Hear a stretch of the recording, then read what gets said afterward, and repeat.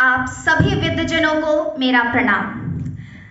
आज हिंदी के पक्ष में गुप्त जी की वो पंक्तियां याद आती हैं कि मेरी भाषा में तोते भी राम राम जप करते हैं। मेरी भाषा में तोते भी राम राम जप करते हैं। मेरे रोम रोम में मानो सुधा स्रोत तब बहते हैं। सब कुछ छूट जाए मैं अपनी भाषा कभी न छोड़ूंगा। यह मेरी माता है, इससे नाता कैसे तोड़ूंगा, नाता कैसे तोड़ूंगा। आज इस पवित्र मंच पर मैं केवल एक वक्ता के रूप में नहीं, अपितु भारतीय अस्मिता की वाणी बनकर उपस्थित हूँ।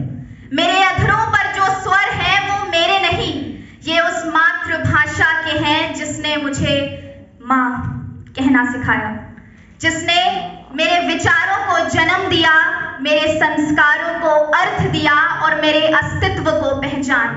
वह भाषा है हिंदी। मैं अपने विपक्षियों से कहना चाहूंगी कि हिंदी को राष्ट्रभाषा बनाना किसी और भाषा का तिरस्कार नहीं है। मैं आश्चर्यचकित हूं जो हिंदी धरा से गगन तक है, जो प्राण वायु रूप में हमारी सांसों में है, उस हिंदी का आप विरोध कर रहे हैं। क्या है कोई ऐसी भाषा जिसे आप राष्ट्रभाषा का दर्जा दे सकें? हिंदी तो हमारे राष्ट्र के हृदय की अभिव्यक्ति है, हमारे भारत की आत्मा का पुनर्जागरण है, स्वाभिमान का शंखनाद है, ये सांस्कृतिक स्वराज का उद्घोष है।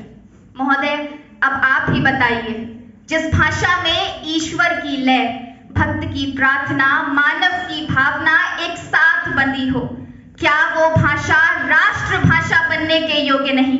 वह भाषा जिसमें श्री राम का आदर्श, श्री कृष्ण का कर्म, बुद्ध की करुणा, रहीम का प्रेम एक साथ एक स्वर में बता हो, वही तो भारत की आत्मा है और वही तो हिंदी है। अंत में मैं यही कहूंगी कि हिंदी हमारी अस्मिता, हिंदी हमारा मान है, हिंदी निराला प्रेमचंद की लेखनी का गान है। हिंदी में बच्चन पंत दिनकर का मधुर संगीत है, हिंदी में तुलसी सूर मीरा जायसी का तान है। जब तक गगन में चांद सूरज की लगी वो बिंदी रहे, तब तक हमारी राष्ट्रभाषा ये अमर हिंदी रहे, ये अमर हिंदी रहे, ये अमर हिंदी रहे। धन्यवाद।